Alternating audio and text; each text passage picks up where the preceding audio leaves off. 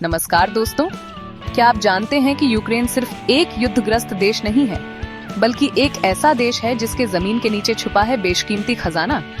हाँ, यूक्रेन के पास हैं वो खनिज जिनकी पूरी दुनिया को जरूरत है। ग्रेफाइट, टाइटेनियम, यूरेनियम और भी बहुत कुछ। इस वीडियो में हम जानेंगे यूक्रेन में कौन कौन से खनिज पाए जाते हैं, उनका क्या उपयोग होता है और क्यों अमेरिका और दुनिया की नजरें यूक्रेन पर टिकी हुई हैं। वीडियो को अंत तक जरूर देखिए, क्योंकि ये जानकारी आपको हैरान कर देगी। यूक्रेन में 20 से ज्यादा प्रकार के महत्वपूर्ण खनिज पाए जाते हैं। इन खनिजों का उपयोग सिर्फ फैक्ट्रियों में नहीं, बल्कि इलेक्ट्रिक गाड़ियों, सोलर पैनल, मोबाइल फोन और रक्षा उपकरणों में होता है। इसी वजह से यूक्रेन को यूरोप का खनिज महाशक्ति भी कहा जाता है। यूक्रेन दुनिया के 20% ग्रेफाइट भंडार का मालिक है। ग्रेफाइट का इस्तेमाल होता है लिथियम आयन बैटरी में, जैसे इलेक्ट्रिक गाड़ियों और स्मार्टफोन में, स्टील बनाने, ब्रेक लाइनिंग और लुब्रिकेंट्स में। जैसे जैसे साफ ऊर्जा की मांग बढ़ रही है, ग्रेफाइट की भी जरूरत बढ़ती जा रही है। यानी यूक्रेन का ग्रेफाइट आने वाले भविष्य की नींव है। यूक्रेन के पास है 7% ग्लोबल टाइटेनियम भंडार। ये खनिज हल्का, मजबूत और जंगरोधी होता है।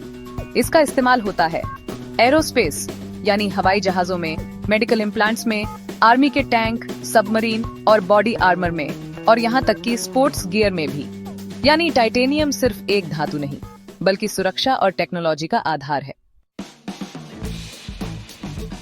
यूक्रेन के पास दुनिया के 2% यूरेनियम भंडार हैं, जिसका इस्तेमाल होता है न्यूक्लियर एनर्जी यानी परमाणु ऊर्जा में। साथ ही यूक्रेन में पाए जाते हैं आयरन ओर यानी लोहा, मैंगनीज, निकल और कॉपर यानी तांबा। इनका उपयोग होता है बिल्डिंग्स, इंफ्रास्ट्रक्चर और इलेक्ट्रॉनिक डिवाइसेस में।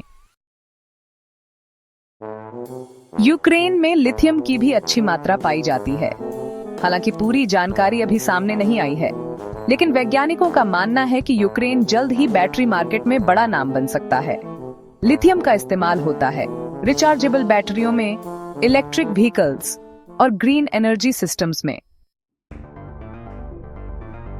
अभी हाल ही में यूक्रेन और अमेरिका के बीच एक नया समझौता हुआ है, जिसमें अमेरिका ने कहा है कि वो यूक्रेन के खनिजों में निवेश करेगा और एक इन्वेस्टमेंट फंड भी बनाया जाएगा, जिससे यूक्रेन का फिर से निर्माण हो सके। यानी ये सिर्फ खनिजों की बात नहीं है, बल्कि भविष्य की राजनीति और अर्थव्यवस्था का गेम चेंजर है। तो दोस्तों, अब आप समझ ही गए होंगे कि यूक्रेन क्यों इतना अहम है। ये देश सिर्फ युद्ध के लिए नहीं जाना जाएगा, बल्कि आने वाले समय में ये बन सकता है दुनिया की टेक्नोलॉजी का पावर हाउस।